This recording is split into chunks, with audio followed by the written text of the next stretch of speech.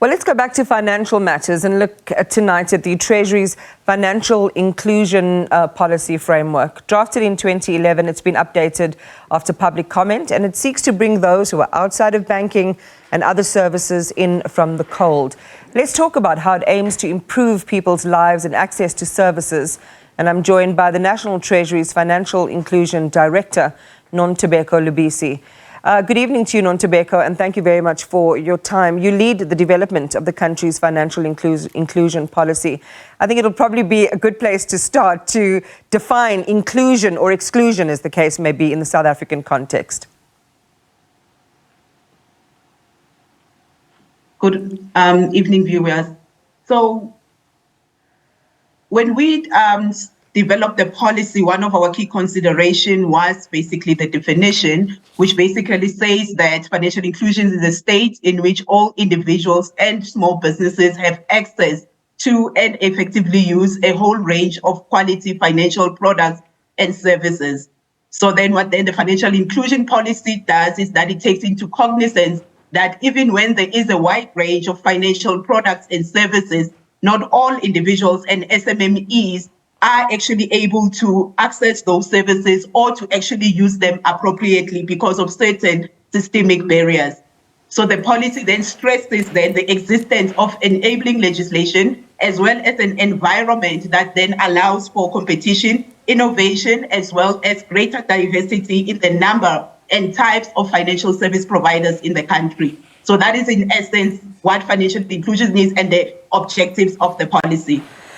So the policy framework intended to bring in those who've not been able to access banking services, of course, credit, very important, haven't been able to access insurance and a host of other services. You hinted at it, but share with us in detail some of the factors that are inhibiting participation. The factors that actually inhibit participation are legislative frameworks, current legislative frameworks, as well as there are what you call the demand side factors of financial inclusion. So if you have individuals, for instance, who are actually staying far away from where the financial infrastructure is, then it becomes very difficult for them to actually go and access those services. Another key factor is the issue of financial literacy in South Africa, because as much as we have individuals that are actually already covered or are actually accessing financial services, it doesn't mean that we are all using them fully and effectively. So there is a work that still then needs to be done around capacitating individuals to be able to make better financial decisions and to actually be able to climb up what we call the financial inclusion pyramid so that they do not end up at the bottom layer where they only just access basically a bank account. Ultimately, we do want people to be covered to the level where they are actually able to engage comfortably with the stock exchange, for example. So that is in essence what the barriers are. It will be the education as well as legislative frameworks. For instance, if you look at the SMMEs, some of them are not able to access credit because of the legislative framework. And the policy then looks at how can we then reform legislation and introduce a way that will enable small businesses to actually access credit. Okay, I'll come back to the pieces of legislation that are standing in the way, but what occurs to me, and in fact it is a common discussion in South Africa, is that depending on where you live, and you talked about the geographical inhibiting factors, is the fact that a lot of people don't receive material that can or information in their own languages, in their own home language, for example, or they aren't exposed to financial literacy, can't make good decisions to even understand that there are decisions, or don't know that there's a universe of decisions that can be made because the conversation hasn't been raised with them. How does this go down to the very basic level of making sure that people can be awakened to the idea that they should be included and here's what's available to them? I think what we're going to do now, from next year, we are going to establish what we then call a financial inclusion forum.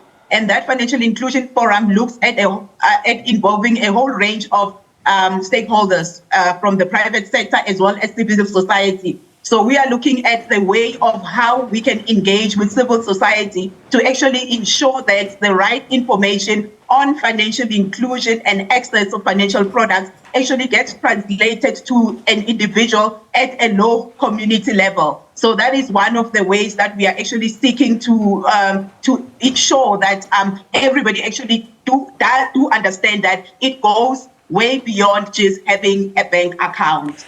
Yeah, some people self-exclude because they think, listen, if I'm a street vendor, for example, or I'm a day laborer, I'm someone who doesn't have access to predictable income, I may not be able then to open a bank account, or I may not be able to have access to financial services. How does this framework talk to those people?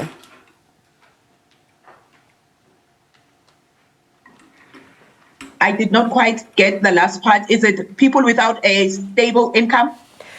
Yeah, so people who are working piece jobs, for example, or people who don't even have contracts but work whenever they can, or vendors or street traders who have erratic or small incomes. Some of those groups might think, well, I'm not making enough money, so I couldn't even walk into a banking institution, or I can't access certain financial services. What you're seeking to do is to also reach those people. So how does what you're doing affect their lives and improve their access to financial services? I think what we actually are looking at, one initiatives will be around how do you then also increase savings? Because what you actually find that in South Africa is that as much as people would actually say that we do not earn that much money, but we have seen that people do actually save. So what actually needs to be done from our side is to actually see how we can broaden what we currently have, like using the stokvel and actually looking at what kind of stokvel products or design changes that we can make to what we currently have. But it's not in essence that a person with a low income does not engage with financial products. And also another thing that you also then would see is that most people with low incomes actually do take up a whole lot of funeral insurance, and the policy also looks at that and actually says to people that there are actually unintended consequences when you sign up for a whole range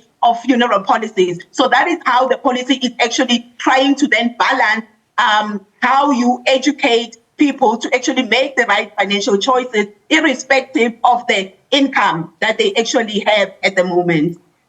All right, we're going to leave it there. We're out of time. It's an incredibly critical conversation for us here in South Africa, both from an SMME perspective, where that really is the potential for this economy to grow and to bring more jobs exponentially, but also for everyone to feel as if that that they do have the right to walk into a financial institution or to engage people on advice and to become smarter about how they can manage whatever money they do have access to. The National Treasury's Financial Inclusion Director, Nontobeko Lubisi, there talking to us.